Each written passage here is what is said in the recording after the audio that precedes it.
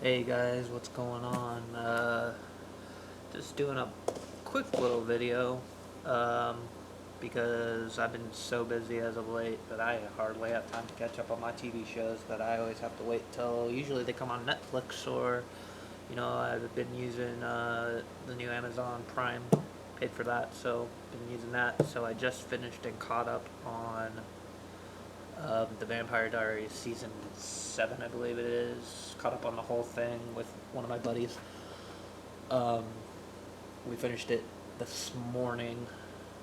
Everyone's away and I just got home, so I figured I'd do a little what my thoughts were of the whole season, and more importantly, what I think of what's going to happen in this very last season that's going to happen in 2 months. First off, those who know me closely know I am not a huge Twilight fan. And while this is not Twilight at all, it has that feeling of Twilight, girl meets vampire type of thing. But what I totally enjoy about this particular show is it has this sense of realism, and you still get the feel that these vampires are dangerous and all that, and you still get that horror type feel from this show. But that's not here. The season 7. What did I think of it? Overall, I enjoyed it. I really enjoyed this season because now that Elena is pretty much out of the picture, pretty much. I mean, she's still referenced here and there.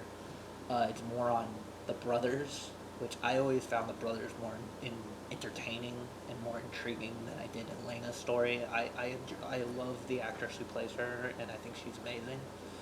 But it was always about Damon and Stefan for me.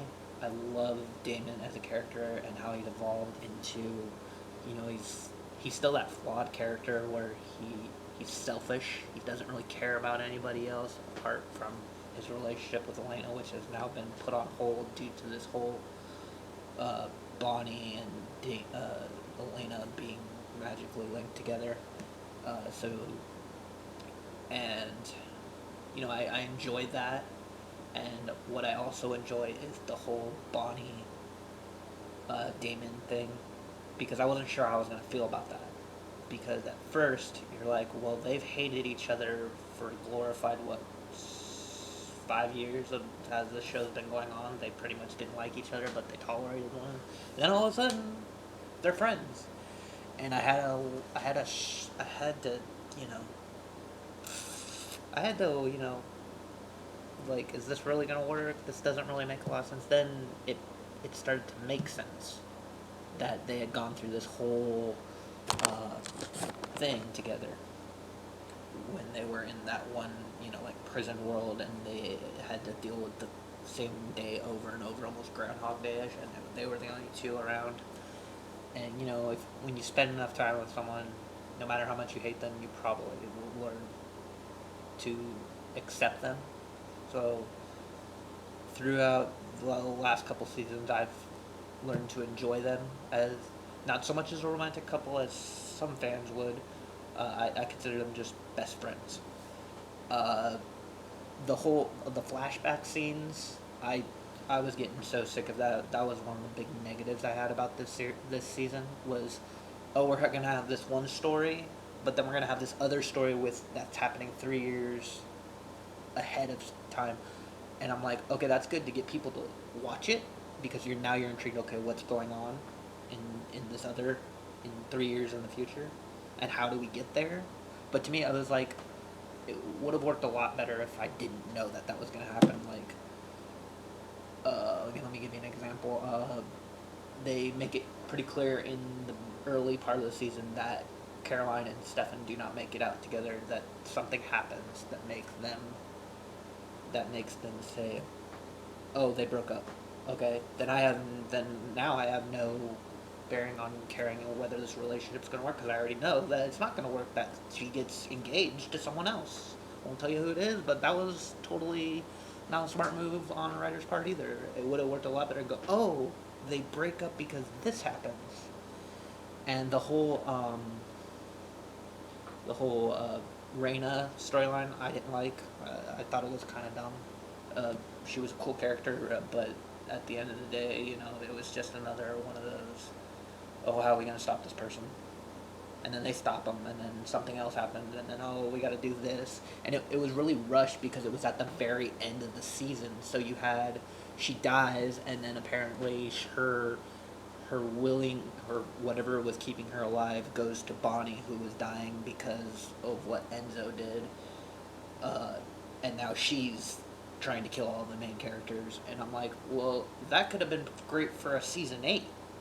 You could have holded that whole story off for a season 8 because it was so rushed that we fixed it. It's fixed. But I still loved it. I mean, don't get me wrong, I loved this season.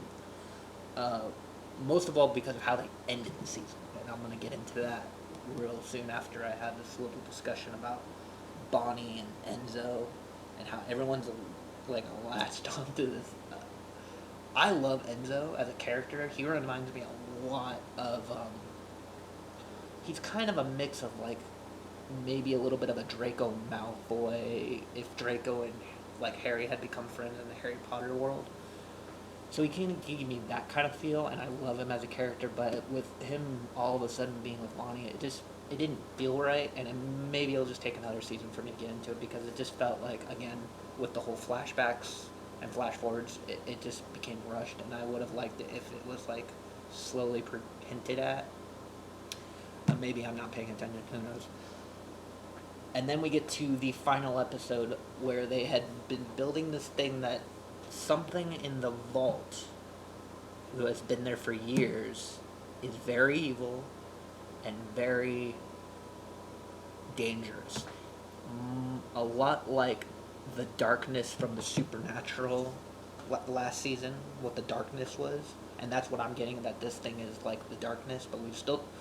They still have not told us what it is, because Enzo goes and sees this chick who knows about it, and he wants to know what it is. And smartly on the writers, what they did is they cut away, and they don't show you that conversation anymore. In fact, they go back, they cut away from it, and then Enzo leaves after the discussion and tells Damon that pretty much that you don't want to know what this is, because in layman's terms, Enzo asks Damon, will it stop you from going into that place? And Damon's like, nope. And Enzo's like, okay, you don't want to know what it is.